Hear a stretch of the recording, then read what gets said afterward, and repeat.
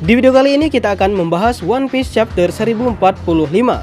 Olehnya kalian semuanya sudah lihat chapter sebelumnya, yaitu 1044 kemarin, dimana akhirnya Luffy berhasil mengawal keningkan atau membangkitkan kekuatan buah iblis seperti yang dikatakan oleh para Gorosei.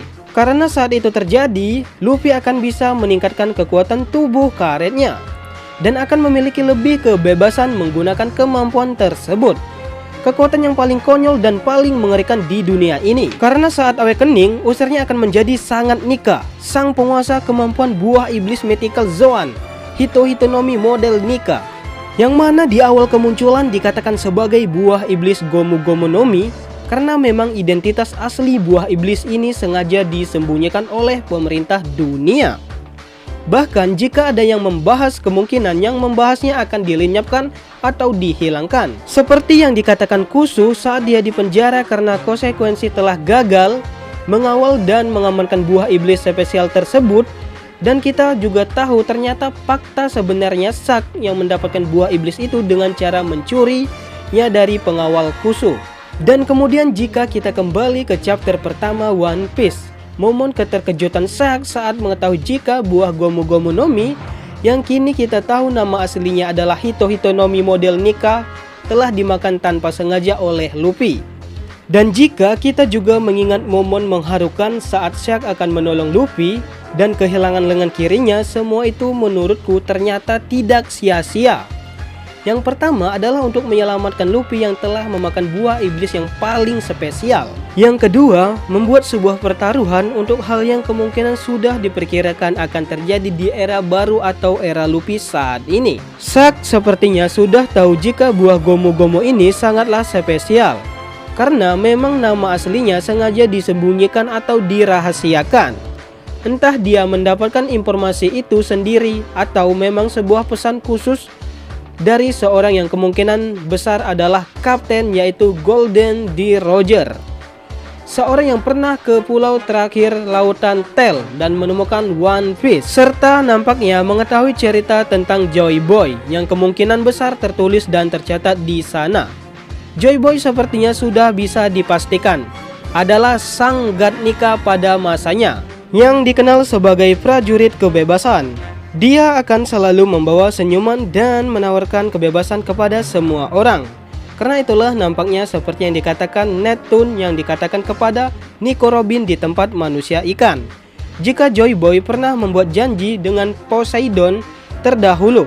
Dan jika kita coba menebak apa yang dijanjikan, tentunya adalah kebebasan sesuai dengan julukannya. Selama ini penduduk Fishman Island atau para manusia ikan selalu didiskriminasikan, dan yang paling penting semua manusia ikan sangat mendambakan bisa bebas melihat matahari di permukaan.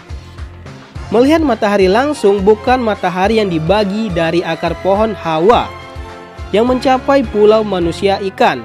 Joy Boy juga nampaknya diramalkan akan lahir di masa yang sama saat Poseidon terlahir kembali.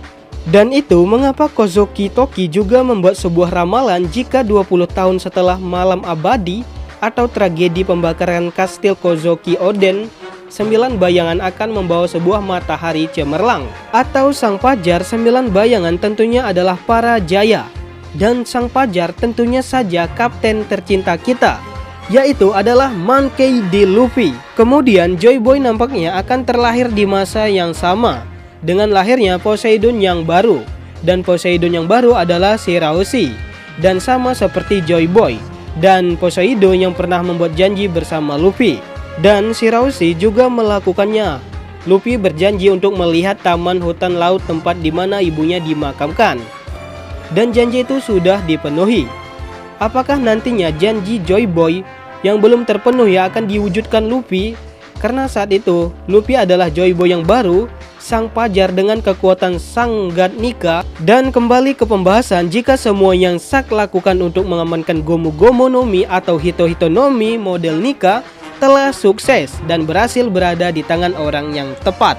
Orang yang sebenarnya mungkin tidak Zack rencanakan untuk memakan justru adalah orang yang berhasil membangkitkan kekuatan buah iblis spesial ini.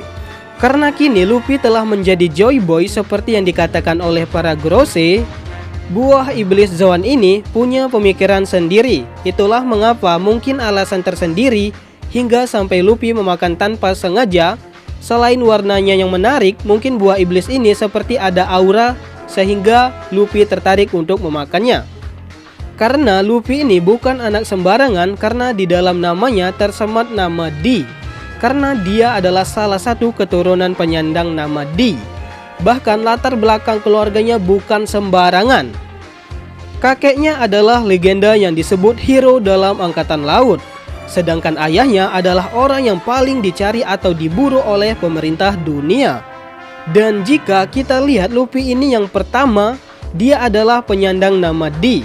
Yang kedua, latar belakangnya keluarga adalah orang-orang yang hebat. Yang ketiga, menguasai haki level atas. Dan semua haki sudah dikuasainya level tertinggi. Yang keempat, buah iblis yang boleh kita ketahui ini adalah buah iblis yang sangat spesial dan sangat berbahaya. Karena namanya saja bahkan sengaja ditutupi oleh pemerintah dunia. Yang kelima, menguasai awakening sehingga terlahirlah Joy Boy dengan kemampuan sang God Nika. Jadi memang Luffy saat ini sudah berhasil mendapatkan semua hal yang bisa menempatkannya bahkan di atas sejajar antara Yonko. Karena untuk gelar sendiri bahkan sudah dia dapatkan dengan sejajaran namanya dalam deretan para Yonko, dan mengubah menjadi sebutan adalah meruntuhkan hegemoni tiran pemerintah dunia yang dikatakan busuk oleh seorang Kapten Kid. Istilah lama jika para penyandang nama D adalah musuh alami para dewa akan kembali membuat merinding para dewa palsu yang bertahta di Marea Jewa. Inilah yang bisa mencetuskan lahirnya perang besar di dunia One Piece. Semua kekuatan akan bergerak, bahkan revolusioner dan kekuatan lainnya memang sangat dekat dengan Luffy. Bayangkan di belakang kapten tercinta kita yang boleh kita katakan sebagai Joy Boy yang baru. Berbaris para krunya, para aliansi Grand Fleet-nya, Monkey D. Dragon beserta pasukan revolusioner, para samurai negeri Wano Kuni, suku Mik Pulau Zu, kerajaan Dressrosa, pasukan manusia ikan, dan pasukan padang pasir dari kerajaan Alabasta. Dan yang lainnya tak bisa disebutkan satu persatu, ditambah lagi dua kekuatan mengerikan yang akan bersama mereka. Pertama adalah Sea King yang dikendalikan oleh Poseidon dan Gunisa yang dikendalikan oleh Momosuke, dan ditambah kekuatan naga raksasanya. Bagaimana menurut kalian?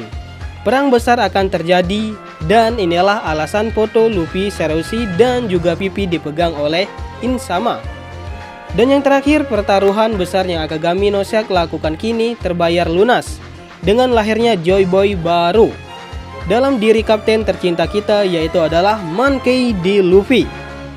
Sampai di sini yang bisa saya bagikan bersama kalian. Semoga kalian terhibur dengan apa yang aku buat. Dalam kesempatan kali ini, terakhir, jika ada kesalahpahaman dalam pengucapan atau hal yang menurutmu kurang pas atau kurang tepat, saya mohon minta maaf yang sebesar-besarnya. Terima kasih yang sudah menonton sampai habis. Sampai jumpa.